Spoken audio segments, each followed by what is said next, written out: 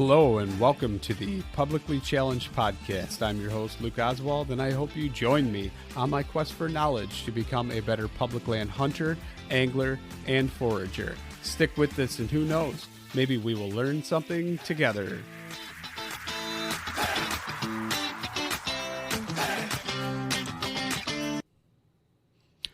All right, real quick before we get started on the show, I'm just going to talk about Treeline Academy. You've heard me say it. I can't even tell you how many times. Mark Livesay is treelineacademy.net. That's treelineacademy.net. Sign up. Use the promo code PC2020. Save yourself $20. Can't say it enough. It's awesome. Amazing. Most comprehensive e-scouting course out there. Check it out for yourself. Sign up. Use promo code PC2020. And now let's get to the show. All right, so I'm sitting here, and I am talking to Adam Miller. So, Adam, would you like to go ahead and introduce yourself for all the listeners listening right now? Yeah, so I am the host of the Bowhunter Chronicles Podcast, and the self-proclaimed, my claim to fame, what's helped me grow my podcast and do everything is I'm the world's worst bow hunter. And that's kind of, disingenuous, like to a point, but all the mistakes, I've made them, and it's just one of those things. But we have basically, I started a podcast back in 2017, maybe. I think 16 into 17. I was listening to podcasts, and then I was like, there's no hunting podcast. And I started listening to hunting podcasts, and Working Class Bowhunter was out there. And then there was some bigger, like, produced ones, but nothing. I say it like this, like there was no podcast about people not killing things. It was all these guys with these managed farms and all of this stuff. And I was like, that doesn't really represent like me or the people who I hunt with. And not that we weren't killing anything, but everything was like public land. And then,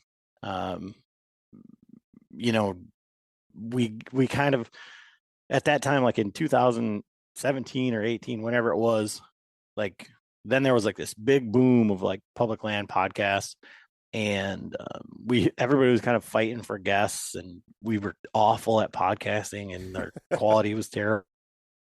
And but there was a big attrition rate, and so we've just kind of stuck with it and kind of fell into our own as far as talking to people. Made some really great friends in the industry and things like that. But yeah, it's basically like public land, regular guys, and not doing it for any sort of fame at all. Not famous, world's worst bow hunter. Like Luke, you probably know this too, but like when you look and you try to get better with your podcast, you're like, okay, what can I do to grow? And like, whatever. The next thing is like, we need to create a master class, or like, you need to write a book. Like, how do you write a book on being the world's worst bow hunter? On like not killing things, how to not shoot deer, master class on what not to do. That's actually, that actually could, Adam, that could be the next master class is, don't do these mistakes. Don't do the stupid stuff that I've done. And you know what? People would probably sign up and buy it too. So I wouldn't exactly rule it out. In fact, you and I might need to get together after this and mastermind a game plan there to do that, because we could come up between the two of us, and maybe if we got like Eric too involved, we could come up with like the bow hunter's worst moments ever or something masterclass. That actually, right, and I told you that I told you I wasn't going to do this, but I'm going to go ahead and do it anyways, just because I want to know. And maybe I just want to tell mine, but like, what's like your worst bow hunting like snafu? Like and don't say like, oh, I forgot my arrows or I lost my release. Like those are regular. Everybody's done that. That's not something that you. I don't. You go first. I'll think of it. You go first. Well, I've got a lot probably, but that's what I'm going to think about, and I'm going to narrow it down while you talk and you tell one as you take over the podcast. I've got two, and they're kind of like the same, but like in one, I feel like Many guys have done, probably nobody likes to admit it and like that, but I've lost the bottom of my climber twice. So, being stuck at the top of, Recording in progress. Sorry. at your hunting height by, you're getting set up or whatever. And on a 2-piece climber, for those of guys that don't know, climbers were a thing back in the day. It wasn't always saddles and standing sticks and all this stuff. That was original run and gun. You could say screw and steps, but so I was adjusting the bottom of my climber, and my climbers were always secondhand, so I didn't get all the pieces to them, but they make straps that are supposed to tie them together. Mm-hmm. And I was adjusting the angle, and the bottom of the climber is just down to the bottom of the tree. So now I'm just sitting perched on this thing going like, what the hell am I going to do? And I'd use 1-piece climbers and, many a time. So I had to be really careful not to drop the top part too, but luckily I had a safety harness on. And so I was able to kind of climb down normally, somewhat safely. But then another time I was using a 1-piece climber where the seat had folded up, and so you'd fold the seat down and you'd climb up, and then you'd fold the seat up and step around it, and you'd sit down. And there's no way to climb down if the seat is up. And I didn't realize, I'd used this climber 30 times, that there was little buttons on the back, like on crutches. Yeah. That clicked it in. So I hunted the whole sit, and it's dark out now. I'm hunting by myself, and I'm going to get down, and I can't put the seat down. And I don't know if I was cold or I just didn't know that they were there, thinking about it, but there were gloves on, whatever, but I didn't know that those buttons even existed, let alone that I had to push them or find them or whatever. And it's dark. So in that scenario, I had to climb up the tree.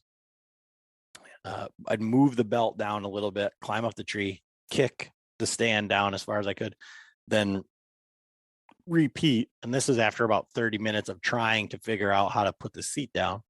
Then I got down to about 8 feet. I just lowered myself down, jumped, climbed back up there, unhooked the stand, drug it out with one hand, threw it in the back of the truck, went over to my father-in-law's because he had the same stands, and I just threw it in the driveway, and he came out and his eyes were just huge. And he said, "How did you get down?" And I said, "You show me how to put that seat down." And he just goes, click, click. And my face hurt. My face hurt from being so angry and just cussing at the stand, and just, oh my God, I was so mad. And so, yeah, I mean, those are a couple of things. So with that being said, my first climbing tree stand was a Summit climber, like the Viper 2 or Viper 1, I think, the one that had like the big beads that were on like a cable. Mm-hmm. And apparently the locking mechanism, it was like a spring tab. Mm-hmm. And it can get worn out. Like if you press it too hard, it gets worn out and it won't like re-engage. So you can climb up, but as you're going to like push down and push tension on it, it'll just pull that cable right out. And so not wearing a harness, I had the bottom drop out, not connected. I'm sorry, it was connected, but I had like 8 foot of strap or something. So like when it dropped out and hanging there swinging, it was like 8 foot below. So no matter what I did, even if I like reached down with my arms, I couldn't reach it. And I had to like wrap my legs around the tree. Luckily it was a small enough tree, and like just shimmy down like an inch at a time. Not wearing a climbing harness. That's probably one of my dumber moments. Another one would just be not wearing a climbing harness at all for like the first, 8 years I've ever hunted. Ladder stands, hang-on stands, whatever. Even hanging those hang-on stands with no lineman's belt or nothing. Just stupidity, thinking you're tougher and smarter and, have a better monkey grip than you really do. I remember at one point, like when I actually shot my first deer, my first buck, and I actually doubled up that day. But climbing up into the tree stand, I was running late. I decided to just put my bow on my arm and climb up because I was like, screw it. So I just put it like over my shoulder, with like the string. Well, I ended up knocking out an arrow out of a 3-arrow quiver, and it tink, tink, tink dropped all the way down, and I'm standing in the tree stand at that point, and I'm like, okay, cool. About 10 minutes later, buck comes by. It's like first legal light. Bam. Put it right through him. I can see just a big red cloud of mist. I was on cloud 9. I heard him crash. I was like, okay, I'm going to sit here for a little bit. And then, like, there was the haptic text back then, where it's like tap, tap, tap, tap, like 5 times or whatever. So I'm like shaking and I'm tapping, texting my buddy, like, hey, got a buck down. Probably took 5 minutes to get that text buck down. So I do that. And then here comes a doe. Bam. Slam that doe with an arrow. And I'm like, it wasn't as good of a shot as I thought, right? Because I shot almost straight down on her. And I'm like, this is bad. This is real bad. So then she goes and she like beds down. And I'm like, okay, I can see her. And I actually get and climb up onto the seat of the hang-on. It was one of those gorilla. It was my buddy's stand. He put it up. It was one of those gorilla hang-on stands. So it had like a nice seat to it. And I was standing on the seat so I could see over a couple limbs in the next tree over and watch that doe bedded. And here comes a buck. And he starts pushing that doe. And I'm like, oh, man, I got 3 tags in my pocket. Like, I could just be done for the season right now. So I climb down. I leave my bow up against the tree. I fold the seat up, leave the bow up against the tree. I climb down. I go to grab the arrow. And that buck turns on me and starts stomping his hoof and like putting his head down like he's about ready to start coming at me. And he starts huffing at me and I'm like, this is probably a bad idea. So now I got the arrow in my hand and I'm going to climb up the tree. And then I can't remember what happened, but something happened and I just went and dropped it and hurried up and got up the tree because he started coming at me or something. And so now I'm up in the tree, no bow, standing back up on the seat. I mean, just stupid, right? Stupid stuff going on, but like an awesome day. Adrenaline's flowing, cloud 9. Finally, that buck goes away after he pushes that doe about 4 times. But like every single moment in that moment, even though it was an awesome moment, like I'll never forget it, there was a lot of stupid stuff that I've done. And like now I look back at it and I'm like, you were standing like an extra 3-4 feet up higher on a smaller platform with a pad on it. Like, if I would have fallen, that would have been game over. I would have been potentially in a wheelchair holding my buck. You know what I mean? Like just stupid stuff that now when I look back, it's like, especially saddle hunting, like now no matter what, as soon as I get to that tree, I'm pretty much tied off to it the whole way up. Like for me, that has been a game changer. So like there's a lot of lessons that I can take away from that as well. So what's your biggest takeaway from one of your biggest like screw ups or stupid things that you've done? What's your biggest takeaway that you can say, man, I've really learned from that and now I do this, or I changed the way I act because I know now that was stupid? Well, I mean, as far as like the safety thing goes, like if you think about like the original, like my first bow hunt was like I climbed up branches in a pine tree with a 20-pound steel stand that hooked on with a chain. There's no camming it over. There's no nothing. There's a big T-bolt that went through the center of it, right? With a log chain, right? Yeah. Yeah. And but even then, like my dad had the foresight to be like, oh, you need to wear a safety belt. But back then, it was like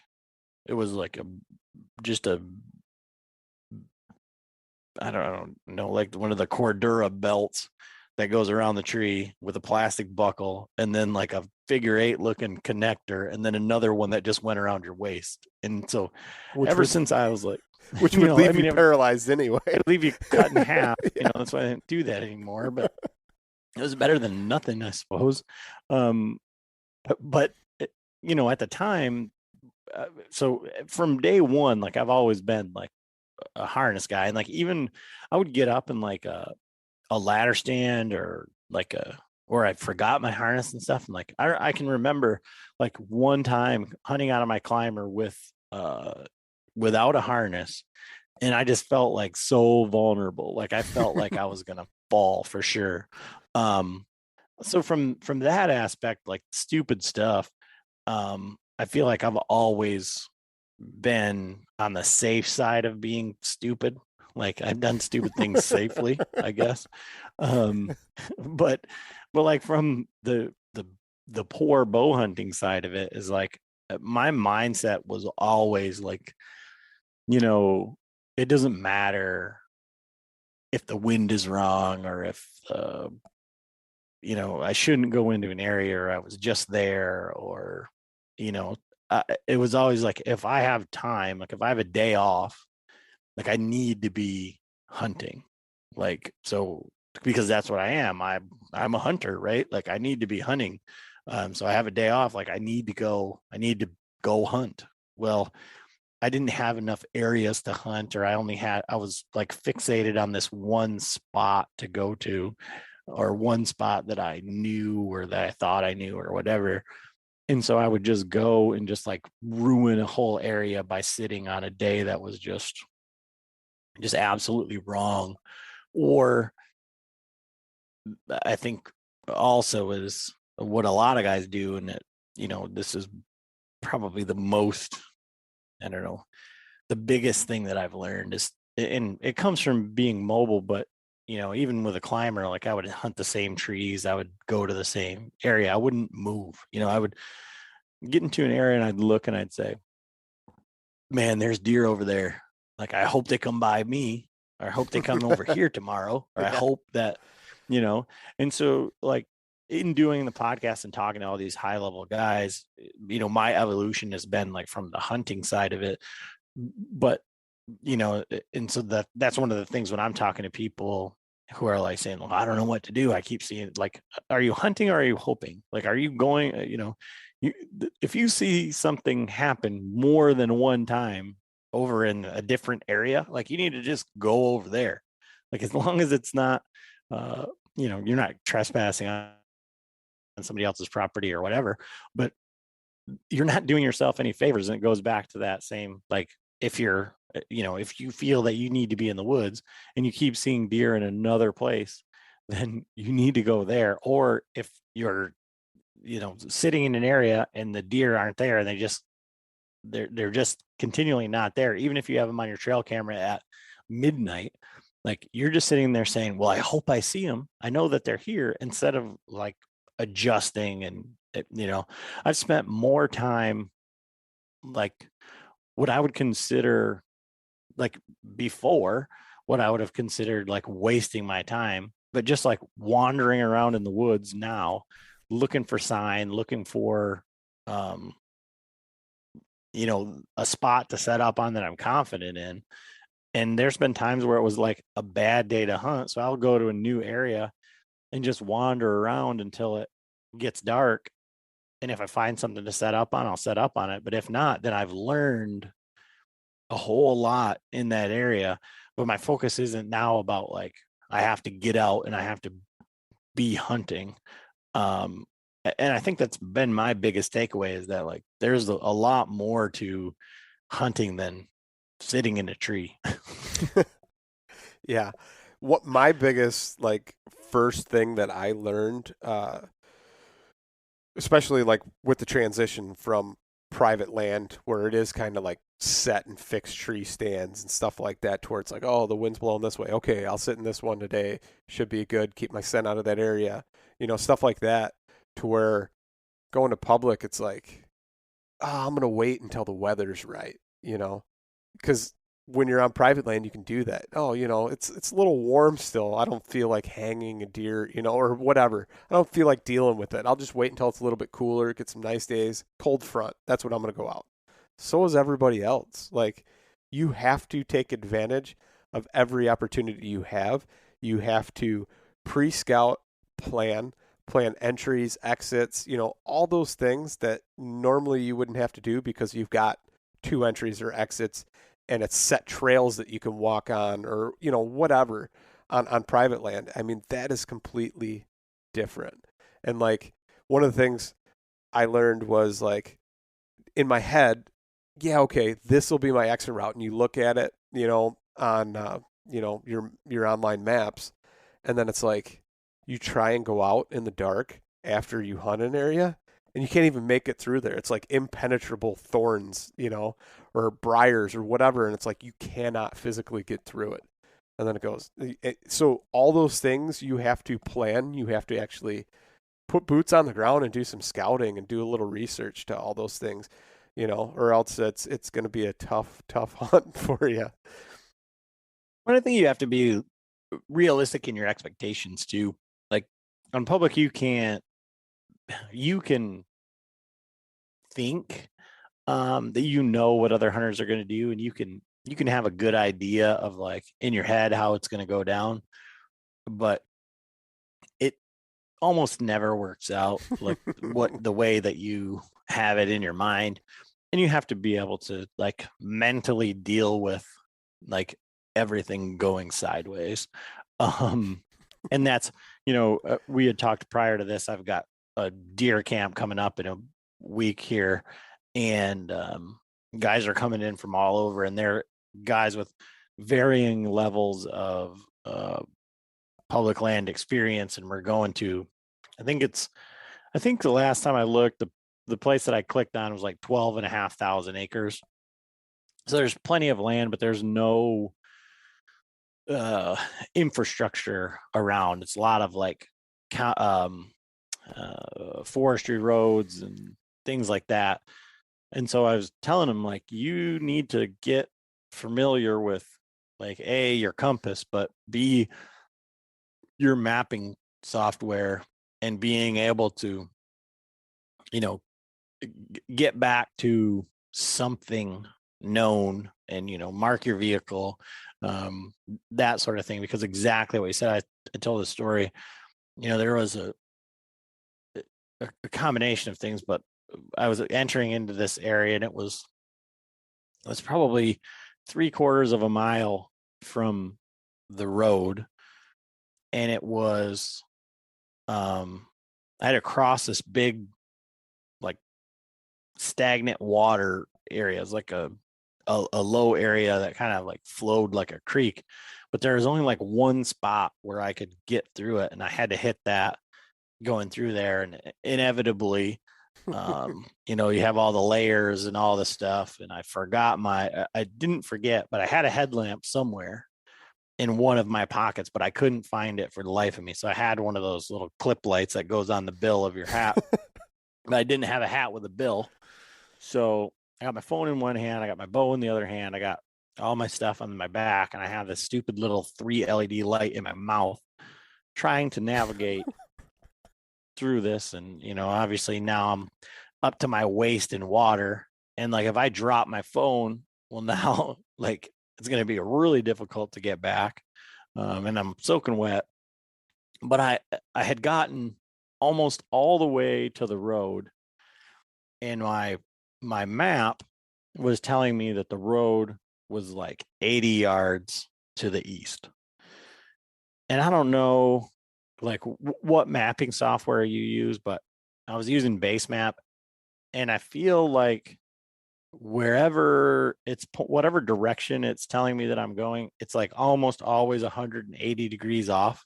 Like I have to turn my phone upside down to like actually go. So I'm looking at this and it's saying like the road is there. And normally what I do for my navigation, is like you can turn off all your lights, you can look out, and you can usually see where the skyline changes or whatever. Well, the road was up higher than where I was at, so I didn't really see that. And then it went up, so the trees on the other side of the road just made no change in the skyline.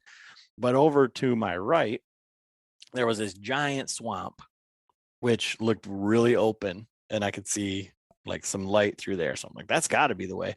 And I bet you I walked like 400 yards, like towards this impending doom of a swamp that I'd never been in, and nor do I ever care to go back to. And then finally I was like, whatever, I'm just going to go over here. It says that. So I paralleled the road at 80 yards for like 400 yards trying to find the road.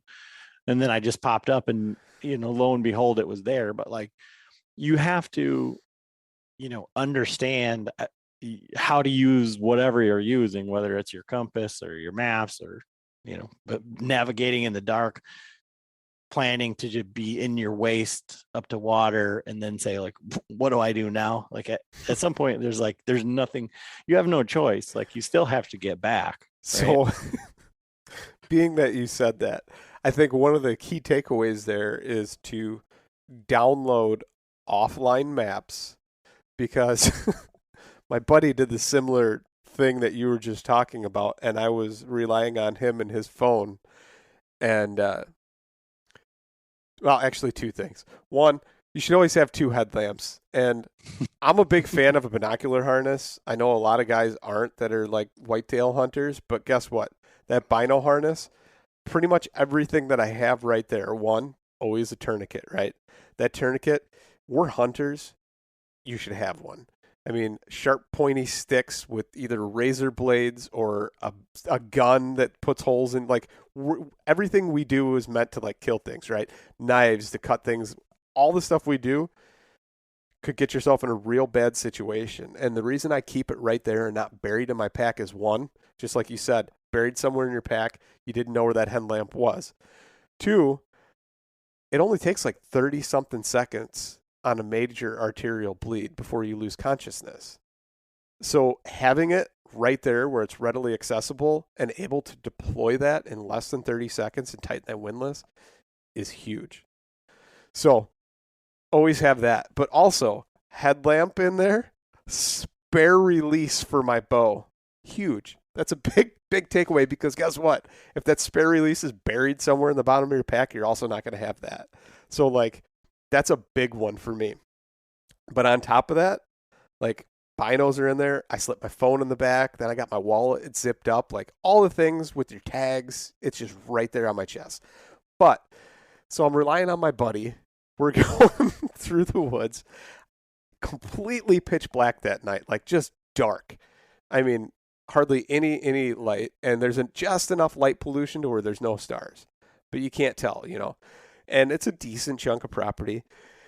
And we're like, I think we're about a mile deep. So, and then like a quarter mile is the river. Like, so like there's a river or flowage of the river. So either way you go, like you're going to hit something. And my buddy's going along and we're going and following his phone. Well, it's not on offline maps. So it's not pre-downloaded. So every time it's glitching or he loses signal or something, it's just going by what's on the screen, and it's not accurate. So we're headed out, and all of a sudden I'm like, man, we're headed in the wrong direction. No, look here. And he shows me his phone and like where it's pointing, like with the little light in front of it, for your direction. And I'm like, no, that's wrong. I was like, look, we're headed into further darkness, and we actually went like a half mile out of the way. And I go, look at, just like you were talking about, like skyline and being able to see it. I was like, we don't see any skyline. And I was like, if we're headed towards a field edge, you're going to see all that ambient light from that field just bouncing off that field from that openness. I was like, there's nothing. I was like, if you start listening, we're going to like probably hear water soon in the direction we're going. And he's like, no way. I'm like, I'm telling you. I was like, we'll go a little bit longer. Sure enough, we ended up hitting the river. So we were running like almost adjacent at an angle towards the river, and you could hear the river flowing. And he's like, oh man. And I was like, yeah, I know we got to go back at least the way we came. And then from there, I'm not exactly sure. I was like, but if we hit field edge, we'll know where to go.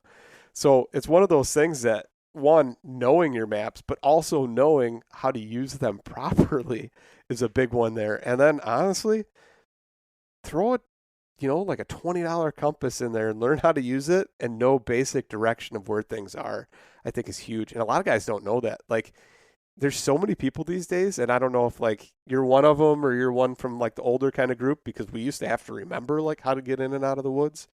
But a lot of people these days, especially like newer hunters, they solely rely on electronic devices, and it's almost scary to the point that everybody relies on them. Yeah, and I mean, there's a lot of different ways to do that. Like, so for me, like I was in the military, so I had to learn how to use a compass and all that. So I'm familiar, at least with like basic land nav. Yeah. Yeah, but like, looking at big maps and being able to figure it out. And I think we were in Colorado, and I actually had a map, and I had, obviously I had all the things. I had InReach, I had my phone, but I had a map and I had a compass. And so I was like going off of the two, saying, okay, I was doing like dead reckoning. So I was like, I think this is this, and I think this is this. So if I were to shoot an azimuth of X, like that should be like where the camp is. And so then I pulled up my phone, and then I clicked on the camp, and I said, okay, well, what would you do? And it brings up the compass, and it tells you, okay, you need it. So I was a few degrees off, but I was like, okay, I still kind of understand this. So, but one of the things that I do, and obviously it won't work in the dark, but when I'm out scouting and stuff and I'm just wandering around, I always make sure, like, I know the direction of like back to the truck or back to the road or back whatever, but then I always pay attention to the sun. So I'm like, okay, that when I walked in, the sun was over my left shoulder. So when I walk out, it should be over my right shoulder. And then I can look, and I mean, as long as I'm not out there for 12 hours or whatever, I can kind of have an idea. But at the same time, like when I'm out, and it happened to me last weekend or whatever, but I was wandering around, and I'm just following deer trails and looking at sign and whatever. But then I start to look, and like, okay, what way do I need to go? And I'm like, okay, well, the sun's there. Okay, so I'm actually facing I'm actually already walking back towards the road. Like, so I'm like, I've done a big move, but I didn't realize it. But a little tip, and this is one of the things I was telling the guys the other night, for like, even if you get to somewhere but you don't have service or whatever, I believe it's all of them. I mean, I use a Spartan Forge and then Base Map also, and I've used Onyx. I have all of them. But what you can do is you can actually put your phone in airplane mode, and you still get that blue dot. And your phone, even like if you use the Onyx, I think maybe most people are familiar with Onyx, but it'll just be like a green screen, like there's nothing there. But you can still use the functionality of Onyx, so you can still drop a pin at your truck, and then you can still run your track, and it'll create a track so you can see where you've walked and how you've walked, even if you're in offline mode, and it'll put it on that green screen. And like the issues that I was saying with Base Map, like where I feel like I'm going in the wrong direction, I'm basically always running a track. But even if I'm not, and I think like, oh crap, like I don't know where I'm at or what's going on, I know what way I need to go, I'll just turn on a track. I'll walk 100 yards, and then I'll know that I'm walking at least in this direction, and then I can correct. And I just keep doing that. But that kind of goes back to like having to understanding how to use your software or like your app or whatever. But most people think that if they don't have service or they don't have the map downloaded, that it won't do anything. And that's completely false. It'll still do all that. You just can't see like where you're at. So it's not going to tell you where the river is, but you would have seen on there that you'd have made a big S or whatever. And I have a story similar to that. Like I was hunting with my brother-in-law. He's hunted this property his whole life, but I've hunted it the last 3 or 4 years, like super hard. Like I've scoured the property. So like it's not the way that they go in, but it's an easy way to access. And, but he's like, I'm going to lead my way out of here. My brother-in-law is like a little bit overweight. He's not very tall. And, so he wasn't in the best shape. He's still hunting out of a climber. So he's got 40 pounds of crap on his back. And he's whatever. But so he starts going, well, if you're aware, people, if you're actually walking and you're trying to keep like a pace count or anything like that, like most people are heavy footed on one side. So you'll usually drift over. And he started going through this thick stuff, which I knew we were going in the wrong way because I knew where the thick stuff was, but I just was letting him. He's like, "This is the way we need to go." And I'm like, "I don't think that's right, but whatever." But we made a complete circle and we got back exactly to where we were at. And he's like, I don't understand. And I'm like, well, here's what happened. Like, I can lead you out of here. And on our way out, he actually tripped and fell. Then he ended up puking because he'd overexerted himself. And it was just a very comical day. But like, I feel like, when you're following someone and they seem too confident, you should probably check your own equipment.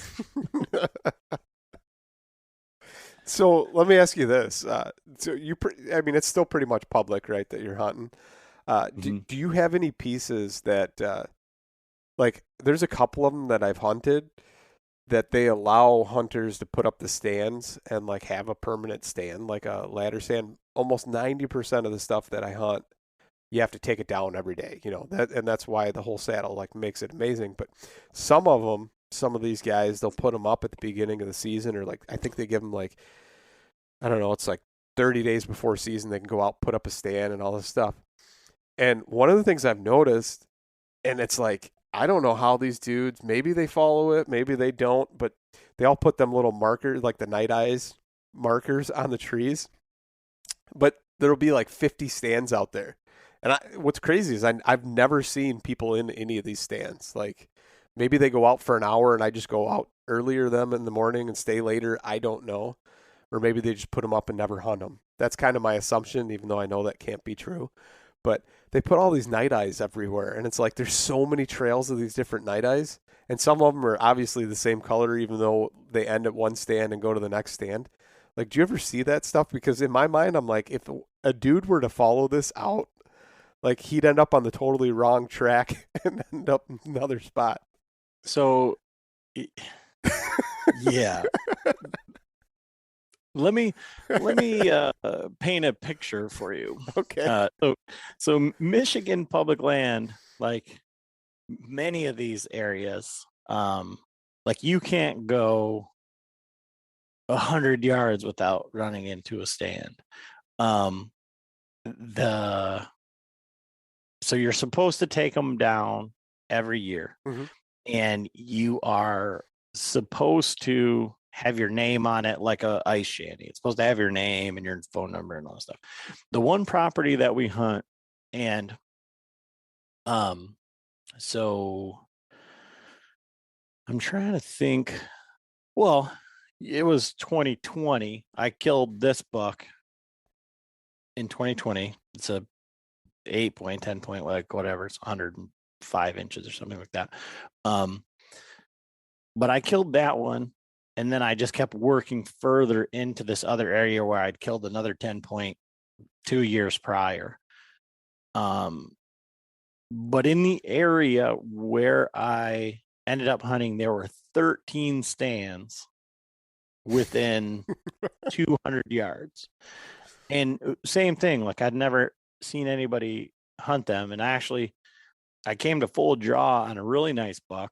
The 2 days before our gun season, and my father-in-law was hunting with me that day, and he left his climber out there, and so we knew we were coming back in the morning. That was an evening hunt, so his climber was in a tree, right, like where he wanted to be for the next morning.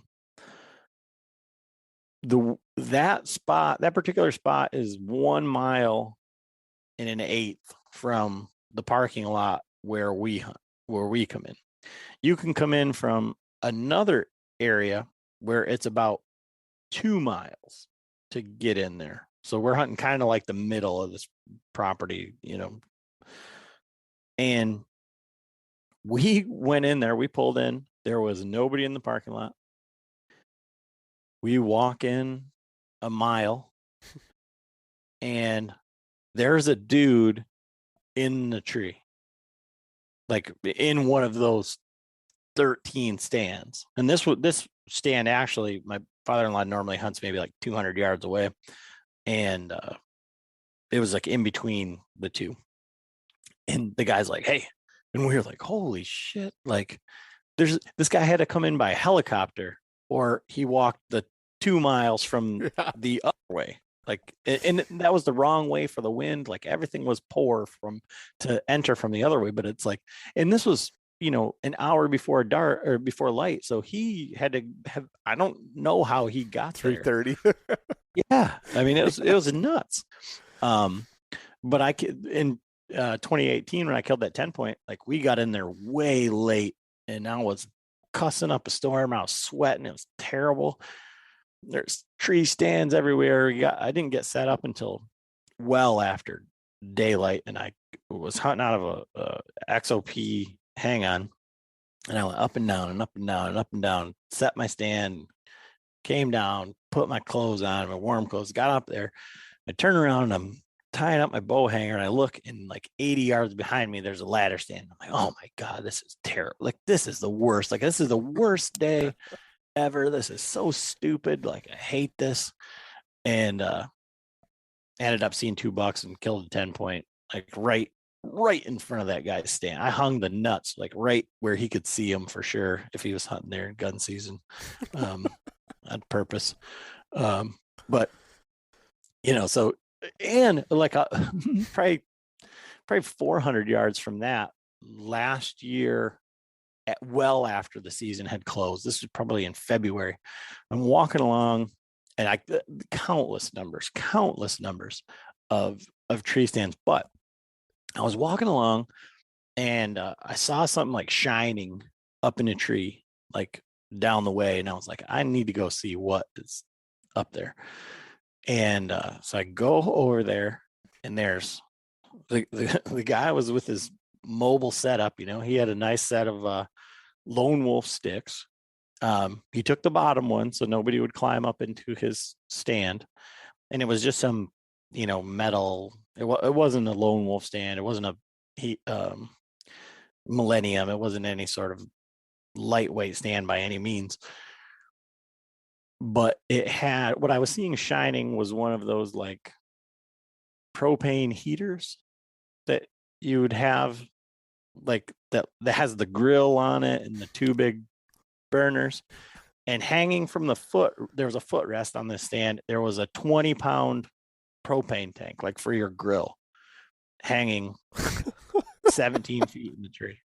So when you say, like, do you ever encounter these things? Like in that particular like plot of land, like you can go in any direction and there's night eyes every which way. And they're high, they're low. There's 2 of them here. There's 1 there.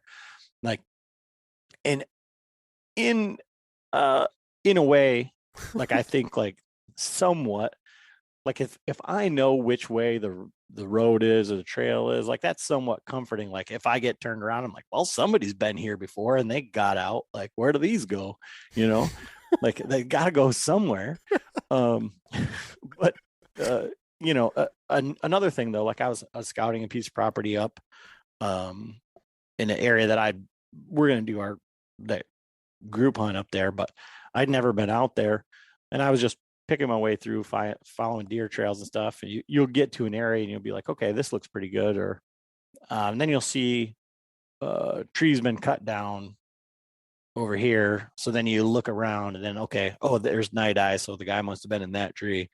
And then you can just follow it all the way back out, so it's a double-edged sword, but you can usually, if you're paying attention in the woods, you can see like where people have been. But I mean, Michigan is like the worst. My father-in-law gets so mad about it because he's like, you know what, we're gonna make a trip out there in March, and we're just gonna bring bolt cutters and we're gonna tear them all down. We're just gonna leave them in the parking lot. He gets so mad about it. I've often thought about like the same thing. You know what I mean? Like, because there's some that like.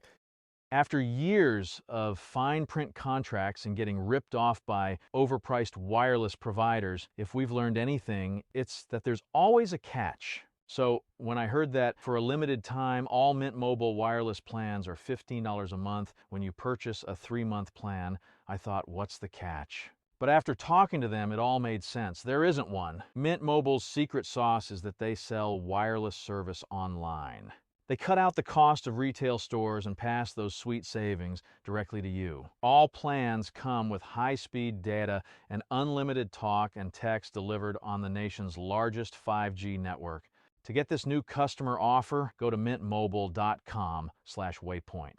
$45 upfront payment required, equivalent to $15 a month. New customers on first 3-month plan only. Speed slower above 40 gigabytes on unlimited plan. Additional taxes, fees, and restrictions apply. See Mint Mobile for details.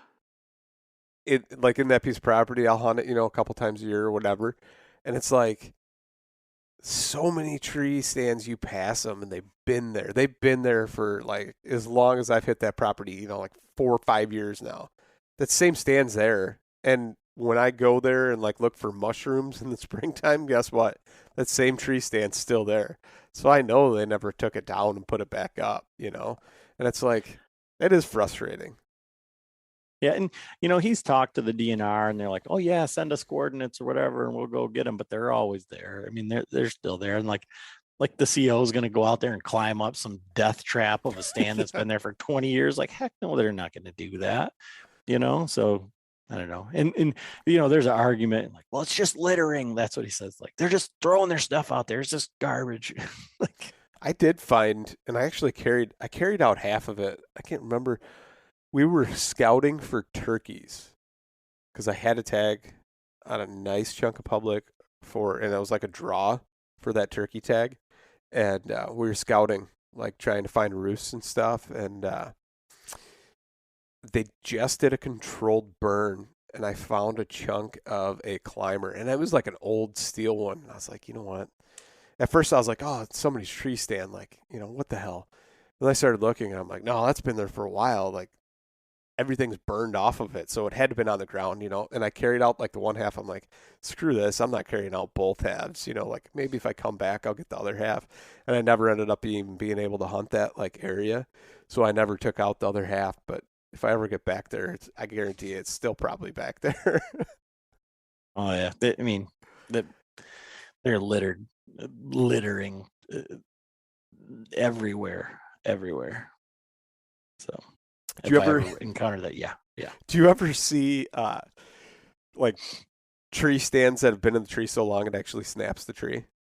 Is that like not snap?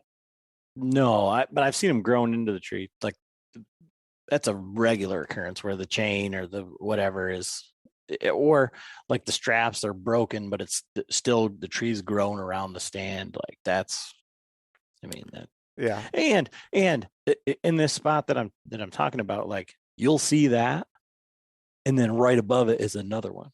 Like, so they're like, well, that one's not safe, but it's a good spot, right? So I'll tell you this though, on a piece of private, I had a tree stand that was like an old ladder one with like the chain that goes around it, and I put that in a pine tree and hunted it maybe like twice, and it just wasn't that great. Like, there wasn't a ton of sign in the area, and I never moved it and kind of forgot about it.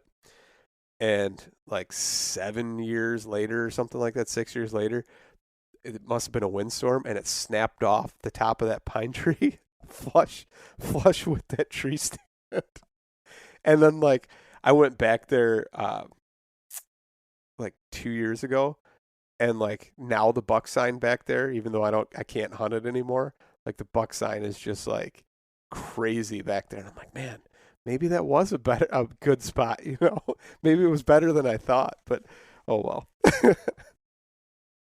Yeah. And I feel like that private stuff is hard because, like, in the back of your mind, and especially if it's your property. I mean, we've got property up in the UP, the Upper Peninsula for the non-Michigan people. Yeah. But it's just such a long time to get there. But you end up like putting up a stand, and you don't ever really feel like you need to take it down. You're just like, well, we'll just put another one somewhere else. And my dad was like notorious for like after the season when all the Menard stands go on sale, ladder stands are $50 or $40 or whatever. You buy half a dozen of them, bring them up there. Like, oh, we'll find somewhere to put them. Like, I mean, we have move stands, but we'll just like put up another one. We'll just move one over here because some, you know, in your mind, you're like, well, somebody will hunt there someday. It's an option for us, you know. But on public, it's like, in a lot of these spots, like I told you, like, you know, that those stands, like, you know, there's more than 10 stands, and some of them are ladder stands. Some of them, you know, are just, you know, some of them are in good spots, but like to carry a ladder stand for a mile plus, and then and if you've ever, you know, and if you're not assembling it ahead of time, like it's probably easier to carry in the box, but you know, like let's say you assembled that thing ahead of time, and then you're carrying this big, bulky, ridiculous thing out there, and you know, if you've ever put one up, like, and if you ever try to put one up yourself, like, holy shit, like what an endeavor like that ends up being. You're like, there is no way that I'm going out there and getting that. Like, I'm not going to bring that back. It's like the $60 I paid for it at Menards last year when they went on sale. Hell like, with it. you can have it. Like, and I think that that's more of like the mentality that you're dealing with. Like, I'm not going to go out there when I'm not hunting, you know, a mile deep to retrieve this big, heavy thing, you know. And I think, you know, to that point a little bit, like that's why the mobile thing is so much better, at least for me, is that I'm not going to hunt somebody else's stand, but I can, you know, set up where I think is right next to it. And yeah, well, and you know, Michigan, you know, has such a big rifle hunting culture, and like opening day, like, you know, there's a lot of bow hunters, and I mean, there's tons of bow hunters now with crossbows and all that stuff. But really, when you go into a lot of these areas, like you go in there and you look and you say, okay, well, this is a good area and there's a stand over there, but it's 80 or 100 yards over there. Like, I want to be right on the edge right here. Like, I look at a lot of setups and I'm like, that's a gun hunter. Like, I look at it and I say, like, you know, this is in the wide open, but it's looking at a good edge or something like that.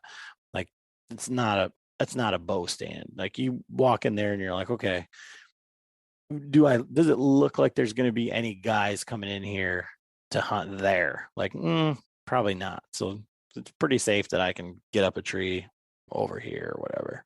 You know, I think that, like, that's in my mind, I think that, right?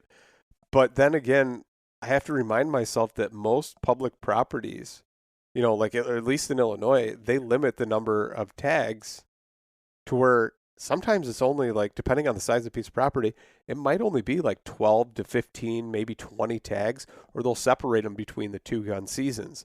So you'll have 20 guys or 15 guys on one gun season and 15 on the other. And I start thinking about it. I'm like, there's no way that all these guys are, you know, they're gun hunting and that's what all these stands are. Like, it doesn't add up to me. It's like, maybe they got the gun hunter mentality, even though they're bow hunting. I don't know. So Michigan, we used to have public and private land doe permits, and it was, you know, you had to put it in, it was a draw for the most part. Now they're universal and you can buy 10 of them. So, oh man. So you can, you know, I can look at this and say, okay, is this a gun hunter or is this a bow hunter? Like, there is no limit to the amount of people that are in the woods or that have tags or whatever. There's like, I think there's 2 or 3 limited hunting opportunities in Michigan, but it isn't like, you know, oh, there's only going to be, you know, I guess there's a couple. One of the places that I hunt like has a limited amount of people per square mile or in each section or whatever, but in the grand scheme of things, it doesn't even scratch the surface of Michigan public land. That's crazy. So, I mean, it's got to be an absolute circus during like gun season. Yeah, I don't gun hunt. Like, at all. Sounds dangerous. I've done it. Like I went out. So we used to. I grew up gun hunting on our property in the UP. And we'd have 10, 15 guys on 200 acres up there. And I'd hunted some public up there too. And there was guys, but like down here, like that property with all the stands, I brought my brother in there. We hunted on, with climbers and stuff. And like, we were on this like pipeline, we were hunting along this pipeline, and, you hear the bullets crack and whiz by you. That's pretty scary. No way. I mean, that's not a cool experience, right? And you're like, fuck, I got to get down. Like I got to leave, like, man. And that wasn't even like it was like Thanksgiving morning. So there were people out hunting. That's a traditional hunting day, but it wasn't like opening day. I can't imagine what it'd be like opening day.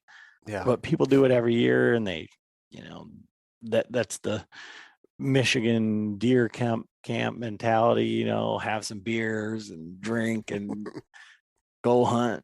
It's like, oh my God, like it's amazing there's not more fatalities, and there definitely are. Like, so. To me, that's not like, and I don't knock people for that, but like deer camp to me is about getting out and killing. Like, it's not hanging out with the boys, slamming the beers. You know what I mean? Like, well, to me, it's a different beer camp. I understand that's like rich in tradition and whatever, but. So that's one of the crazy things, like, to me, is like, so I grew up with like Michigan deer camp. Like, my dad had a deer camp.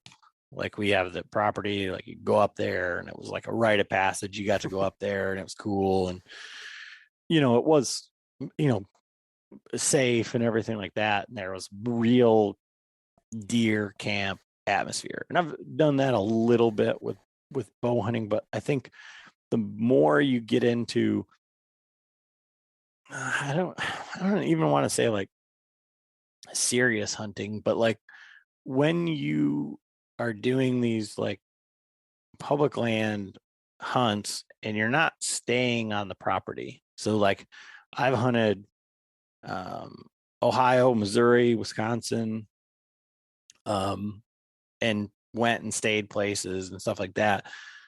But like a lot of times you have to drive a half hour, and now you're going, a mile deep or something. You're not hunting right there off of the pavement. And so, like, for example, like in Ohio, like the first year we went to Ohio, we stayed an hour away from where we were hunting, and it was all gated off. So it took us probably an hour to get into where we were hunting. And then you want to get there an hour before it gets daylight. So now deconstruct that on the way back. So if you hunt until 8 o'clock and you have to get up at 3 a.m. to get in the tree by 5 or 6 o'clock, there is no deer camp. Like, you get back and you're like, we have to eat and sleep because we're going to get up in 4 hours. So you go back, you have 2 beers or 3 beers, and then you go to sleep after you've eaten, like, immediately. And that takes the fun out of it. And, when somebody kills something, like, you celebrate, but like, it's really, I don't want to say that it's like difficult, because like all of hunting is difficult and all this stuff, but it's like, you're not like, for the wives out there, for whatever, like, it is not like vacation. Like, it's not like this very lackadaisical thing. And then if you are chasing big bucks and you're doing it in your home state or whatever, and you're hunting, same story. Like, a lot of times, like I told you, like, I'm in waist deep water and way out in the middle of nowhere. And, people, like casual hunters or like whatever, they don't want to do that. So it's a very small group of people, or a very solo adventure. Right. So last year, and I said I don't gun hunt, but I had an opportunity to go and do a spike camp through an outfitter with my dad in Colorado. And I was like, I didn't really want to do it, but it was like one of those things where, my dad had hunted elk with his dad out west, and my dad's getting older, and, just one of those experiences. And it was a horseback ride in. It was it was on public. They set up the tent for you, rode you in there, left you. You brought in all your own food and all that stuff. And then if you shot something, you called that, you quartered it up, hung it in a tree, gave them some coordinates. They came in with horses and mules and took it out. Well, I went out there and did the first 4 days of the hunt with my bow, and wandered around. And it wasn't like the cool kind of hunting, because I've been out hunting a couple times, and public land, DIY, go out there, you're bugling, you're chasing bugles, but that's with a bow. But I went out there with my bow for the first 4 days. I didn't call or do anything like that because I didn't want to mess up these other guys. There's 6 of us in camp, I think. So I don't want to mess up their hunt, or, so I was just kind of just trying to position myself where I could shoot one with a bow. And the first morning I sat with my dad, we saw a ton of elk and all this stuff. Well, the last day I ended up shooting one. I borrowed a rifle. I didn't bring a rifle. One of the guys had already killed, so I took his rifle and killed the elk the last day. But that camp, because you're so isolated and there's nowhere to go, and we didn't have to go far to hunt because we were already camping out in the middle of the mountains, was so cool. And it kind of I don't want to say grounded me, but it kind of brought me back to that whole deer camp experience, and being able to just kind of hang out and rehash the day without having this oh, we have to go to bed right now, because you're out in the middle of nowhere. It wasn't like we were driving anywhere. We just walked. So by the time you walk back in and you're cooking your freeze dried meals or whatever, you're just sitting there around BS and talking, going through the days. But it's dark, so there's nothing you can do. You can go to sleep, or you can hang out and BS, and that was super cool, from a deer camp or a camp perspective. And like I said, that kind of brought me back to what it's all about, versus just going out and every hunt doesn't have to just have to suck to be cool. You mean have the type 2 type fun all the time? Oh yeah. Because it is real. Type 2 fun, I've come to realize totally is real. So many times when I'm in it, it's man, this freaking sucks. But at the end of it, you're that was freaking awesome. It sucked in the moment. There was one of my deer I had to canoe in. My buddy was supposed to be with me, ended up having some issues with work and couldn't make it. So it was my whole week, every day, taking the canoe off the truck all by myself, putting it in the water, putting the little outboard on it, everything. And then just backwards, right? Every evening doing all day sits. Every evening, 8:30 at night, throwing it back on the truck, driving an hour and a half, home, and then back up 2:30 in the morning, do it again. And I was this freaking blows. And then it's at the end of it, it's man, all those sunrises, the crystal clear water, everything I saw, the fog, in the morning, and the morning I shot my buck and actually got to put him in the canoe and drive him out. That was the coolest thing in the world. Had to push pull in because water was super low. So I had to push pull in 800 yards of just pushing through, super quiet, every morning. And by the third morning, I didn't even use my headlamp anymore. I was I know how far I got to go. I know when I get to this tree, I'm going to pull in right there and drag the canoe up and then, walk. And it's all those experiences. And then you think about it and you're man, I remember every little bit of that. And even though it sucked, it's freaking amazing. Those experiences, and it made it almost even better. My buddy wasn't there because he didn't share in the work. He didn't do everything I did led up to that moment where I actually took that buck, and where actually the one that's right there. But the fog, I got a picture of the fog with the sunlight beaming, just starting to beam through the trees, and it illuminated the fog. It was amazing. Nobody can ever take that away. And I think because of the work that went into it, it's permanently ingrained into my brain. It's kind of cool. But also, I totally understand sitting around, like being able to BS and like hang out and just kind of talk and rehash the day. That's pretty cool too. Well, and I think it's, I don't know, like, well, like this deer back here, like I shot that deer by myself, and it was like, yeah, that's awesome. But there's like nobody to high five, like nobody to share it with, everybody, like I had to call somebody to help me get them out of there and all this stuff. And it was like, I don't know.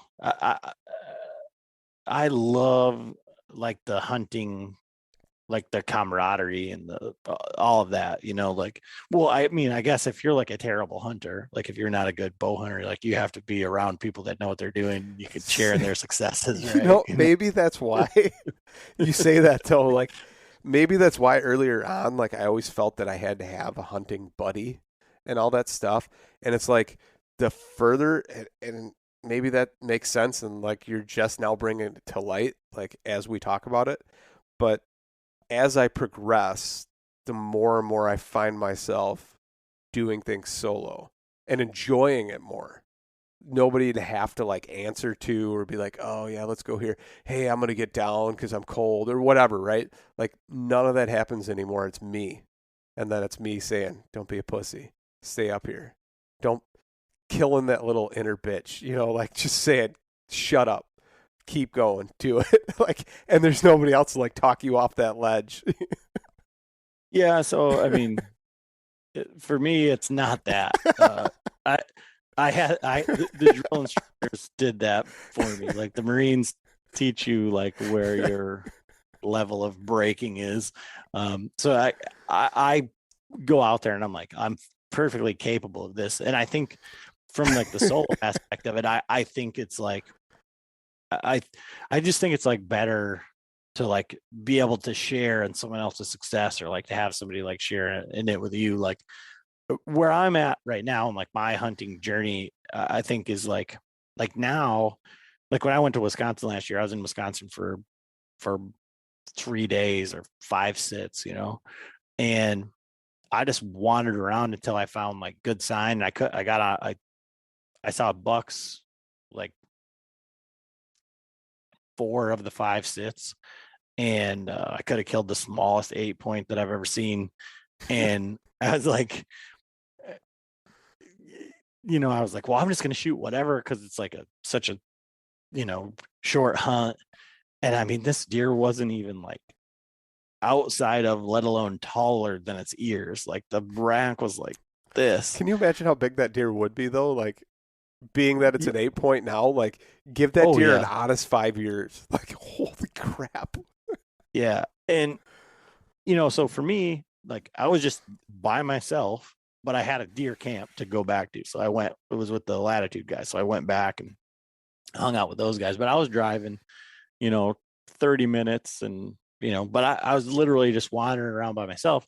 But for me, it's like now proving to myself that like, okay, I can figure this out.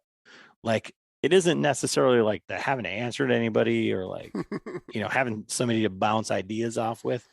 But it is like, I like that experience, because I think the whole reason that I like really have dove into this podcast so well is because I love this conversational aspect of it. Like I'm always learning, and now I'm at the point where like I'm to applying it.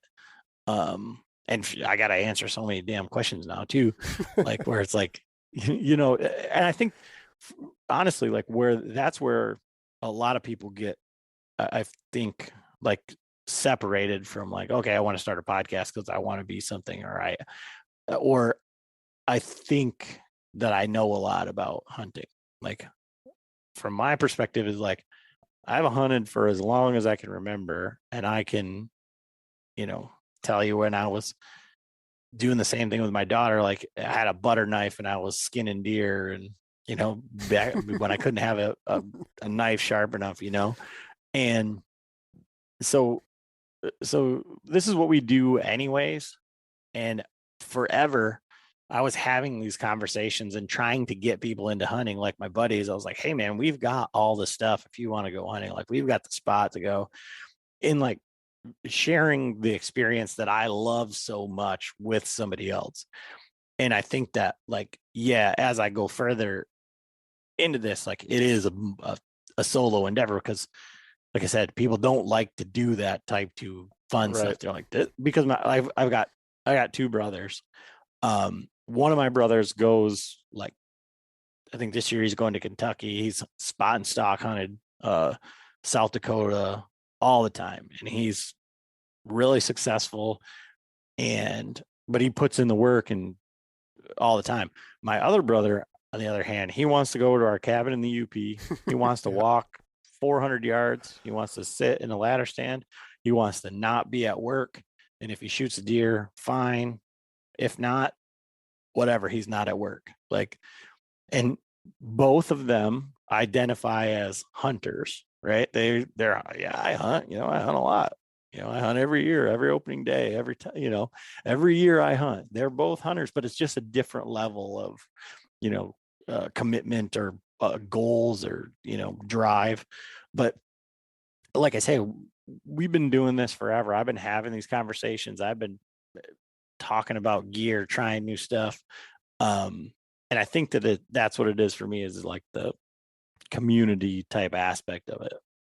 Oh no, I like that. I do. I love the community aspect of it. Like, there's nothing more than being able to, share, like you said, like an experience or whatever.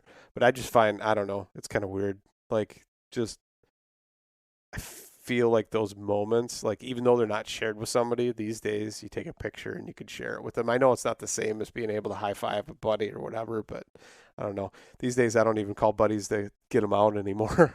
I just quarter them up and put them in a pack and take them out.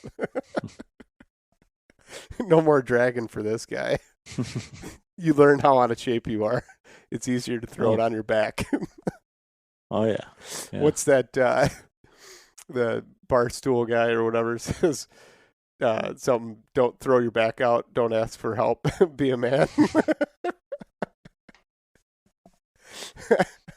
That definitely applies. So it's been good talking to you, Adam. We could probably just BS all night, but why don't you tell everybody before we go where they can find you, listen to your podcasts, maybe join your Patreon, do all kinds of cool stuff, be part of the community. Yeah, so I mean, we're basically everywhere. You can find podcasts where not to kill things. So Spotify, Apple, Pandora. I think we were number 7 in India at one point. So very nice. So to all our Indian listeners, I really appreciate it. But, we've got most of the podcasts go on YouTube as video, and we've got some gear review type stuff there. The website's bowhunterchroniclespodcast.com.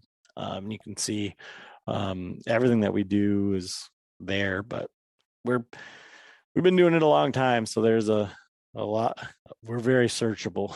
When you say we, so you can find us. You mean you? Or well, so I do this with my wife's cousin also. He's a bow nerd from like a gear side, and he's very analytical. He builds our bowstrings, he tunes all of our bows, he does all of that stuff, and so he keeps me like grounded. He's more of a introvert, very analytical, listens a lot, speaks little, but when he talks, you need to listen, because he's he's telling you like what I said wrong, or like things that like, no, you can't do that, you can't say that, that's not actually right. So but also, like, my father-in-law is on the show quite a bit, because he represents a whole bunch of different things, but he represents like the older generation. So he worked, so my wife's cousin, my wife's uncle, John, and my father-in-law, Frank, worked at the 2 sporting goods stores, the archery shops here in Muskegon, where I live. So they were around when they switch from recurve to compound, and they've seen the entire, shift and trend and through all this hunting. I mean, my father-in-law met Fred Bear. He was good friends with one of Fred Bear's hunting partners, who actually willed him some heads and some arrows and things like that. So there's the history piece on like what they used to do back in the day, all the way up to like the things that we do now. But it's a really cool because it's a legacy piece, I guess, for my father-in-law. Like my daughter and like my wife's whole family will forever have, Uncle Frank's stories to listen to through the podcast. So it's really fun to have the old hunting stories and some of that stuff be shared. And for the digital deer camp feel, when you get us all in a room just talking about all the dumb things that we did over the years, I think that's where people get, it's very endearing to people as well. So that's pretty cool, man. Thanks for coming on, and thank you for sharing, and hopefully we educated some people on some things, what not to do. And have a good one, man. Yep, you too. Thanks, Luke.